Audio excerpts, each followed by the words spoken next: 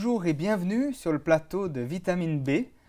Aujourd'hui encore, on va se plonger dans un texte de la Bible. Aujourd'hui, ce sera Luc 5, verset 5. Et nous avons comme invité Stéphane Hofstetler. Bonjour. Bonjour. Dites-moi un petit peu qui vous êtes.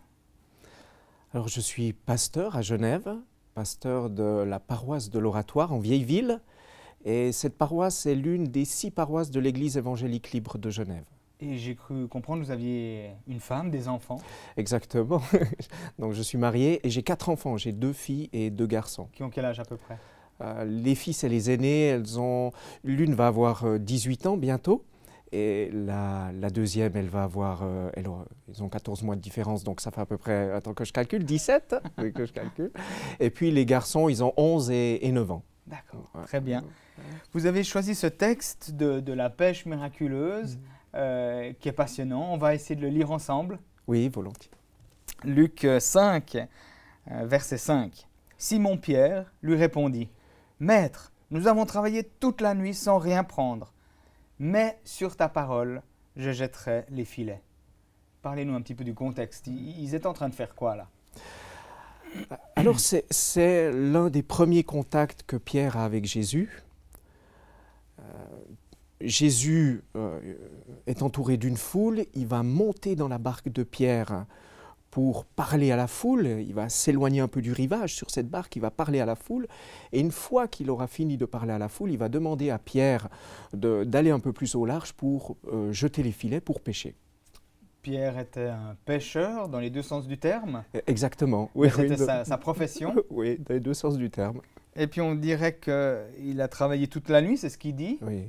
Les pêcheurs travaillaient la nuit et il n'a rien pris. Exactement. Qu'est-ce que Jésus lui dit alors que lui n'était pas un pêcheur de nouveau dans les deux sens du terme? Comment ça se fait qu'il prend comme ça la direction en disant bah, vas-y, pêche? Alors, pour moi, c'est vraiment un mystère, hein, ce texte. Comment ça se fait aussi que Pierre accepte cela? Il aurait pu dire non merci. Hein. Franchement. Alors, je ne sais pas si Jésus lui a demandé ça pour nourrir, certainement pour nourrir la foule qui était aussi là, peut-être, hein, j'en sais rien, mais en même temps, ce texte, moi je trouve que c'est un vrai mystère. À la première rencontre, Pierre va accepter d'obéir à Jésus alors que Pierre est né au bord de ce lac. Son père était pêcheur au bord de ce lac. Peut-être que son grand-père aussi était pêcheur. Donc il savait ce qu'il faisait. Il savait vraiment ce qu'il faisait. En plus, il a des associés. Donc ça, on pourrait déduire qu'il a une petite entreprise, si on peut dire comme ça. Oui. Vu qu'il est du coin, de l'endroit et qu'il est né à cet endroit-là, donc Pierre connaît ce lac, on pourrait dire comme sa poche. Il sait où se trouve le poisson, il sait à quelle période aller le pêcher et avec quel filet. Et chose incroyable, il va laisser, je trouve que c'est incroyable, un vrai mystère pour moi, il va laisser au premier contact avec Jésus tout ce professionnalisme, toutes ses compétences, et il va obéir à Jésus. Est-ce que c'est un acte de foi de sa part? Alors moi je trouve que c'est l'exemple de l'acte de foi. Moi je trouve que c'est ça. Il y a un texte dans la Bible, dans l'Épître aux Romains au chapitre 10 et au verset 17, qui dit que la foi vient de ce qu'on entend, et ce qu'on entend vient de la parole du Christ. Et pour moi, c'est exactement ça. Alors, un exemple concret, voilà, ils sont sur un bateau, sur un lac, c'est vraiment incarné. Mais chez nous, aujourd'hui, comment est-ce qu'on peut comprendre ce texte biblique? Comment est-ce qu'on peut se l'approprier, le mettre en pratique? Alors, il peut y avoir... Ça dépend des situations dans lesquelles on vit. Pour moi, par exemple, je cherche toujours, enfin j'essaye de chercher toujours à pouvoir être conduit par cette parole de Dieu. Alors, si je suis dans une situation où j'ai besoin d'une direction, par exemple, alors je vais prendre du temps dans la prière pour chercher cette direction, pour demander cette direction. Je pense que la vie chrétienne, elle est un peu comme un trajet en voiture. Ici, nous sommes à Yverdon et disons que j'ai besoin d'aller à Barcelone. je ne vais jamais trouver à la sortie d'Yverdon le panneau Barcelone. Bien sûr. Même dans le GPS, il ne va jamais me le mettre. Mais je sais que je devrais prendre l'autoroute en direction de Lausanne, ensuite Genève, ensuite je vais passer la douane, après je vais aller à Annecy et ainsi de suite. Et c'est seulement, je crois, à partir de Montpellier que je vais trouver le panneau Barcelone. Et moi, je trouve que la vie chrétienne, c'est justement panneau indicateur après panneau indicateur. Et si j'ai besoin d'un panneau indicateur, alors je vais réserver, on pourrait dire mettre du temps à part pour, dans la prière, demander à Dieu ce panneau indicateur. Donc vous dites qu'aujourd'hui, au XXIe siècle, vous cherchez Dieu pour qu'il vous parle pour une direction de vie. Voilà, exactement. Alors, parce que moi je le crois fortement et je le vis aussi, c'est que Dieu parle aujourd'hui. Vous auriez un exemple concret de ces derniers temps où il y a une direction comme ça qui vient de Dieu? Oui, auparavant j'étais pasteur dans le Jura bernois et j'étais arrivé comme à un terme de mon ministère. C'était comme si le temps était terminé, je vais donner une image un peu. Hein. Dans ce village où j'étais, il y avait le train qui passait à l'intérieur du village et qui coupait la rue principale. Et à ce moment-là, et quand le train arrive, il y a de ces barrières rouges et blanches qui descendent comme ça.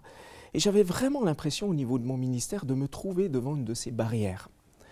Et je sentais que le temps là était terminé. Mais quelle était la suite? Et pour moi, la suite a été justement de prendre du temps, de me placer devant le Seigneur et d'essayer de recevoir une conviction intérieure.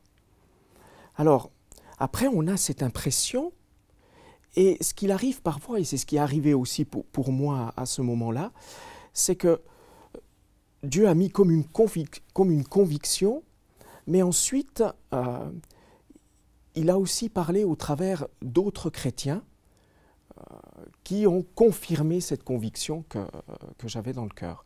Donc il y a ces deux choses, il y a cette réception d'une conviction et ensuite le fait que Dieu peut utiliser une autre personne pour nous parler, pour confirmer cette conviction-là. Alors on voit justement Pierre qui a travaillé toute la nuit dans ce texte, et puis il a fait tout ce qu'il pouvait faire. J'imagine qu'il préférait avoir plein de poissons que pas de poissons dans ses filets.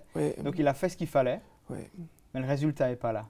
Et puis il y a une intervention de Jésus qui lui dit après un discours, jette tes filets, va plus loin, jette tes filets. Est-ce que ça veut dire qu'il y a des moments propices, il y a des moments favorables, et puis il y a des moments où il n'y a pas la provision? Alors, je pense pas qu'il n'y a pas la provision, parce que je pense que Dieu veut encourager et Dieu veut répondre.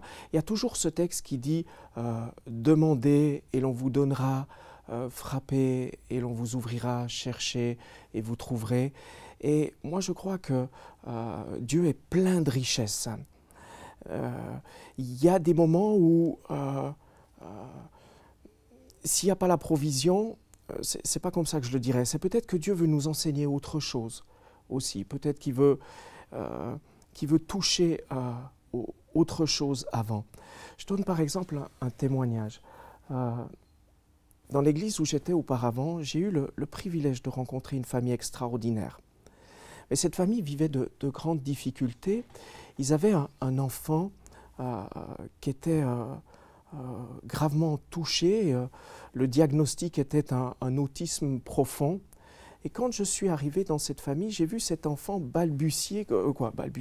marcher un peu qu'un, comme ça, arriver vers un montant de porte et bam, donner un coup de tête contre le montant de porte.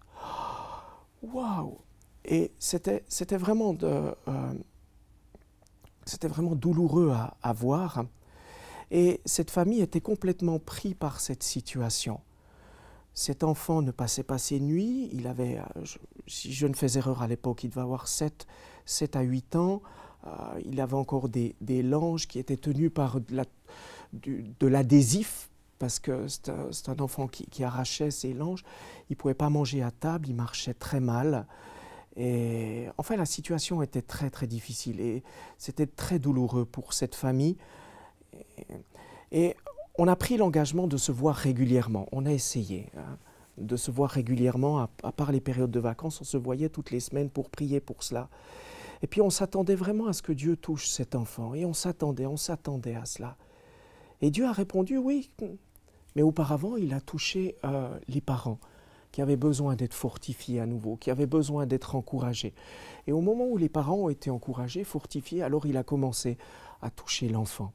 Et au bout de 2 ans et demi, c'est quand même un bout, hein, il y a une persévérance à avoir. Au bout de 2 ans et demi, cet enfant qui ne marchait pas, courait, faisait du patin à roulettes, du vélo, du ski. Cet enfant qui ne mangeait pas du solide, mangeait du steak, des frites, il raffolait le chocolat. Cet enfant qui ne pouvait pas manger à table avec les autres parce que c'était dangereux pour les autres, parce qu'il lançait les assiettes et tout ça. Cet enfant mangeait à table, la famille s'était retrouvée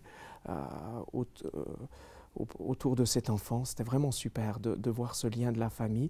Cet enfant, il pouvait le prendre aux commissions, il pouvait le prendre, aller boire un petit verre dans un restaurant alors que ce n'était pas possible. Et il y a eu tout un travail, une persévérance par rapport à ça. Ouais. Ben, merci pour ce beau témoignage. Merci. Un petit livre que vous nous proposez, 400 promesses de la Bible, un message d'espérance. Oui, parce que j'aime beaucoup ce petit livre parce que dans certaines situations, je pars d'abord de ce qui est écrit. Et qu'est-ce que tu as, Seigneur, quelles sont les promesses que tu as faites dans la Bible? Je cherche ces promesses par rapport aux situations que les gens peuvent vivre, les aider à être avec eux dans ces promesses. Qu'est-ce qu'il est dit au sujet quand on est dans le découragement, quand on est dans certaines difficultés, peut-être difficultés matérielles ou difficultés de santé ou autres.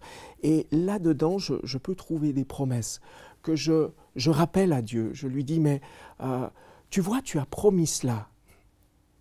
Alors, presque un peu comme un enfant. Voilà, comme un enfant. Tu as promis cela, alors s'il te plaît, réalise-le dans ce que je suis en train de vivre. Et ça, ce petit livre, en fait, il est très pratique parce qu'il regroupe les promesses par thème. Et c'est vraiment chouette de pouvoir... comme ça, on peut les retrouver facilement. Ouais. Stéphane Stettler, je vous remercie beaucoup pour cet entretien, pour ce partage autour de la Bible. Merci à vous, Olivier. Et merci à vous qui nous regardez sur le web ou par satellite.